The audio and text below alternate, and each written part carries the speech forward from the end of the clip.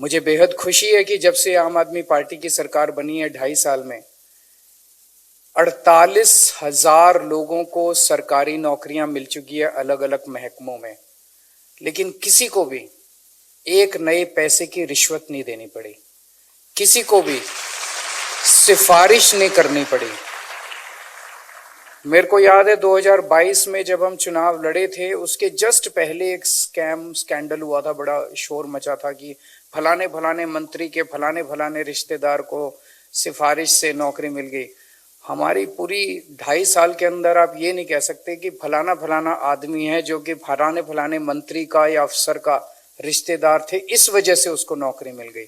मैं ये नहीं कह रहा कि मंत्रियों के और उनके लोग अगर कोई काबिल है और इस प्रोसेस से निकल सकता है तो निकले, लेकिन किसी को भी सिफारिश से और रिश्वत से एक भी आदमी को नौकरी नहीं मिली है। इस बात का हम लोगों को फक्र है और यही एक सपना लेके हम लोग आए थे। हमारे आने के पहले 2022 के पहले हम सुना करते थे कि बिना सिफारिश के और बिना रिश्वत के नौकरी मिलना इम्पॉसिबल है, और इसी वजह से आम लड़के लड़कियां, उनके पास कोई चारा नहीं रह जाता था। अपनी अपनी जमीनें बेच बेच के लाखों रुपए इकट्ठे करके आईलेट्स के पेपर दे दे के, कभी कोई कनाडा जा रहा है, कोई इधर जा रहा है, कोई उधर जा रहा है, उन लोगों को देश छोड़ छोड़ के जाना पड़ता था। अब आपको देश छोड़ के इसलिए देश छोड़ के जाने की जरूरत नहीं है कि आपको अवसर नहीं मिल रहे। हमारी जिम्मेदारी है, आपने हमें इतना बड़ा मैंडेट दिया, 117 में से 92 सीट देके हमें जिताया, तो मैं जाहिर तौर पे मानता हूं कि आपकी उम्मीदें भी बहुत ज्यादा है, पंजाब के लोगों की उम्मीदें भी बहुत ज्यादा है। हम पूरी कोशिश 24 घंटे काम कर रही है हमारी सरकार उन उम्मीदों को पूरा करने की, और धीरे धीरे धीरे धीरे आप देख भी रहे हो कि किस तरह से चेंज आ रहा है। 48,000 नौकरियां अभी तक दी और एक भी नौकरी बिना सिफारिश और उसके बिना दी गई है।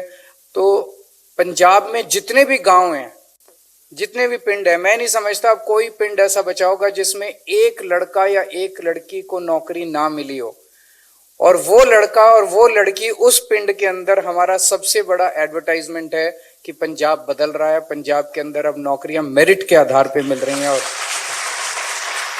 मुझे बेहद खुशी है, जब हमने सरकार संभाली थी पंजाब में कानून व्यवस्था का बहुत बुरा हाल था, बहुत ज्यादा बुरा हाल था। चारों तरफ गैंगस्टर्स का बोलबाला था, चारों तरफ कानून व्यवस्था की बहुत बुरी हालत थी। और उस स्थिति में जब हमने नई नई सरकार संभाली थी, हमारे सामने बहुत बड़ा चैलेंज था, लेकिन उस चैलेंज को हमने स्वीकार किया और हम अकेले नहीं कर सकते थे। हमें पंजाब के 3 करोड़ लोगों का मदद मिली, उनका सहयोग मिला। और आज मुझे ये कहते हुए खुशी है, इंडिया टुडे का अभी तो कुछ दिन पहले सर्वे आया था, पूरे देश के सारे राज्यों की उन्होंने स्टडी की थी, और उस स्टडी में उन्होंने ये सर्वे किया था कि कौन से राज्य की कानून व्यवस्था सबसे अच्छी है। पंजाब नंबर 2 पे है पूरे देश के अंदर।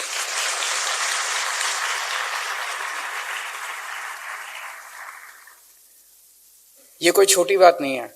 2.5 साल के अंदर हमने पंजाब में कानून व्यवस्था को आज इस स्थिति पे ले आए हैं कि पंजाब पूरे देश के अंदर नंबर 2 है कानून व्यवस्था के अंदर।